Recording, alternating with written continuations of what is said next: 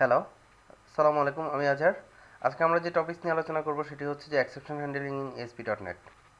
তো আমরা প্রথমে এখানে একটা প্রজেক্ট তৈরি করব এক্সেপশন হ্যান্ডলিং নামে। আহ, তো এটির ভিতরে আমাদের একটি জ্যামেল ফাইল থাকবে। যে জ্যামেল ফাইলের মধ্যে আমাদের কিছু আইডি, নেম, কন্টিনেন্ট এবং 4টি আইডি, নেম, কন্টিনেন্ট, কান্ট্রিগুলো থাকবে।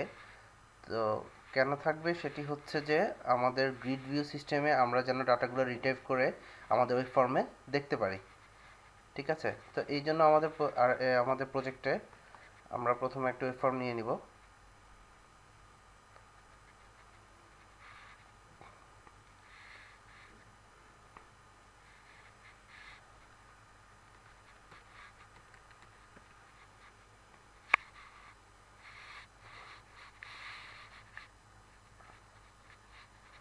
আমাদের ওয়েব ফর্মের মধ্যে আমরা গ্রিড ভিউ নিব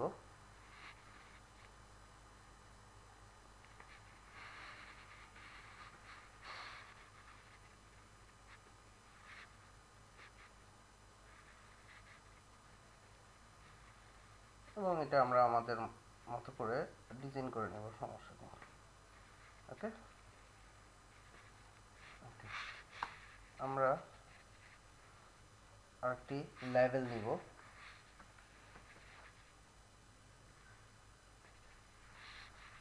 আমরা লেভেলের নাম দিতে পারি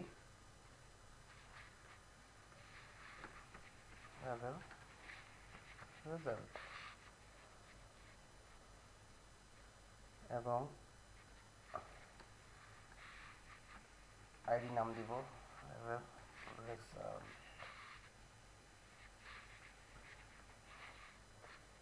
ওকে, ওকে, ডান। নাও আমরা আমাদের পেজ লোডের কোডে চলে যাব। এখন প্রথমে আমরা আমাদের ফর্মটাকে ডাটা রিটাইপ করার জন্য data set, okay, first of all আমাদের নেম স্পেসটা ক্লিয়ার করে দিতে হবে using system dot data and data set TS নামে একটা অবজেক্ট ক্রিয়েট করলাম, ডাটা সেট। ওকে, নাও আমরা আমাদের কান্ট্রিজ যে জ্যামেল ফাইলটি আমরা নিলাম ওইটি আমরা ডাটা রিটাইপ করার জন্য তাকে ওই পাথটা বলে দিতে হবে। That's why read XML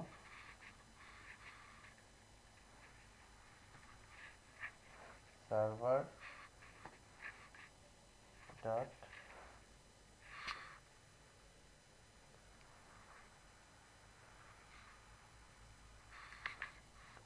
map path।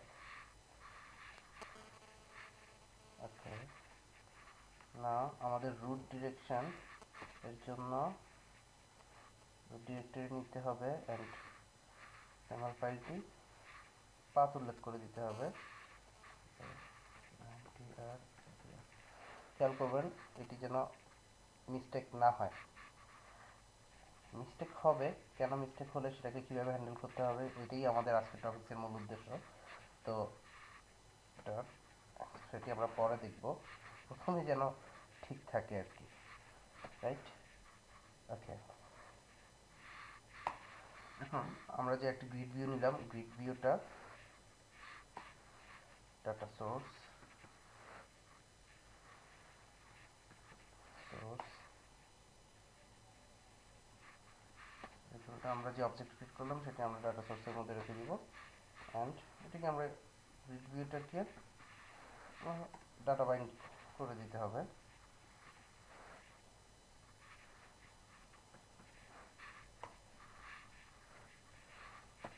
Okay, now আমরা আমাদের প্রোগ্রামটাকে রান করে দেখি আমাদের ডাটাগুলি জ্যামেল ফাইল থেকে রিট্রাইভ হয়েছে কিনা।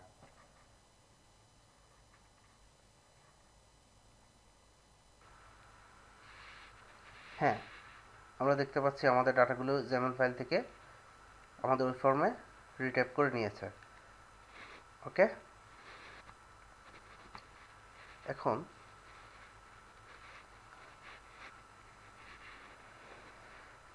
এখন আমরা যদি দেখি, আমরা আমাদের পাথটা চেঞ্জ করে দিব।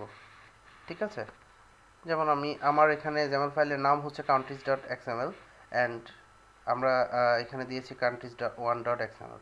এখন এটি যদি রান করি, এটি কি ডাটাগুলো রিটাইপ করতে পারবে? কি মনে হয়, চলেন দেখি।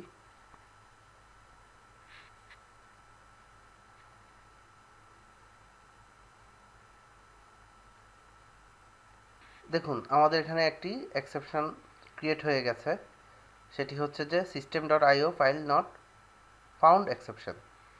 ওকে, আমরা এখন এটাকে কিভাবে কন্ট্রোল করব? এই আমাদের পাথটা ভুল হতেই পারে। এখন এই ভুল যদি হয়, তাহলে এখানে বিভিন্ন ধরনের এক্সেপশন হতে পারে, রাইট?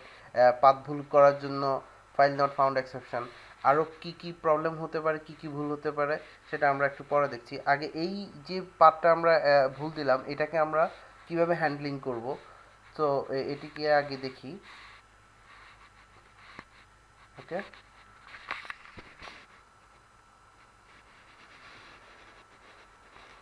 সো এই এক্সেপশন হ্যান্ডলিংটাকে হ্যান্ডেল করার জন্য আমাদের প্রথমে কি করতে হবে, আমাদের ট্রাই ক্যাচ ইউজ করতে হবে। তো ট্রাই ক্যাচের মধ্যে আমরা আমাদের ডাটাগুলোকে দিয়ে দিই।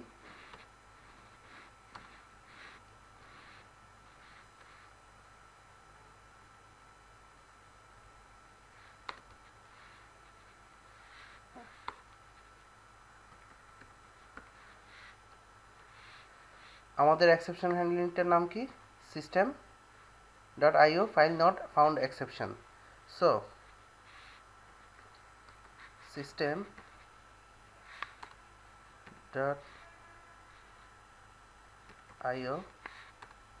dot file not found exception, file not found exception, and আমরা আমাদের লেভেলের মধ্যে কি দিয়েছিলাম, level result dot text is equal to, আমরা আমাদের মেসেজ দিই file not, file is missing. Okay, now আমরা যখন রান করব, তখন দেখতে পাবো আমাদের এটি হ্যান্ডেল হয়ে গেছে।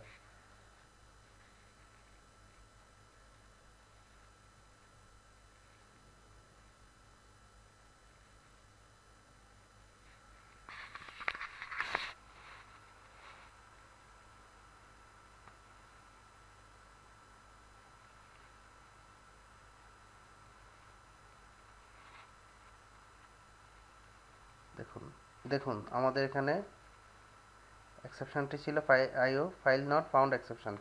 নাও এখন এখন কি আমাদের এররটা শো করছে?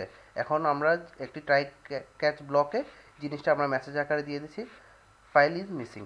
সো আমরা যখন দেখতে পাবো যে ফাইল ইজ মিসিং, তখন জিনিসটা আমাদের পাথটা ঠিক করে দিলেই প্রোগ্রামটি রান করবে।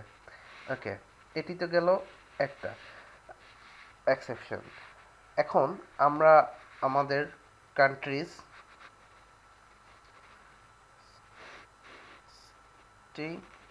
পাথটি এভাবে এটাই দিলাম, অ্যান্ড এখানে আরও একটি রিজন হতে পারে এক্সেপশনে, সেটি হচ্ছে আমাদের এই যে কান্ট্রিজ এক্সএমএল ফাইলটি আমরা যদি আমাদের প্রোগ্রাম থেকেই আমরা ডিজেবল করে রাখি, তাহলে তো সেটি ফাইল নট ফাউন্ড এক্সেপশনের মধ্যে পড়বে না, সেটি হয়তো অন্য আরেকটি এক্সেপশনের মধ্যে পড়বে। ঠিক আছে, নিব exception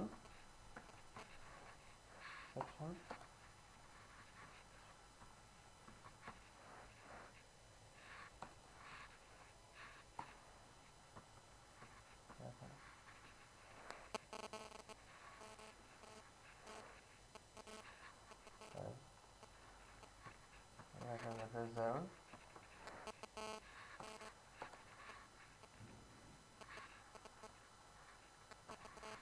text equal to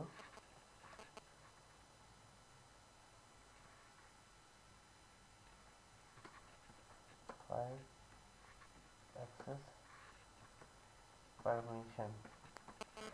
Okay, access permission আমাদের আরও যে কোনো type file not found exception বাদেও আমরা যে কোনো ধরনের এক্সেপশন কন্ট্রোলের করার জন্য আমরা মেইন আমাদের এক্সেপশনটা এক্সেপশনের ক্যাচ মেইন এক্সেপশন ক্যাচ ব্লকের মধ্যে দিয়ে দিতে পারি। আর এরপর হচ্ছে আমাদের ট্রাই ক্যাচ, এরপর হচ্ছে যে ফাইনালি ব্লক ইউজ করতে হবে, যেটি আমাদের যে কোনো ধরনের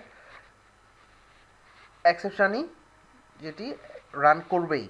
সো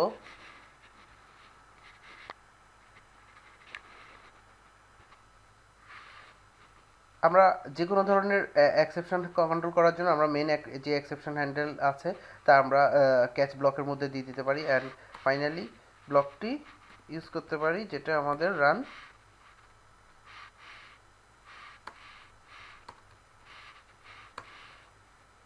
করবেই।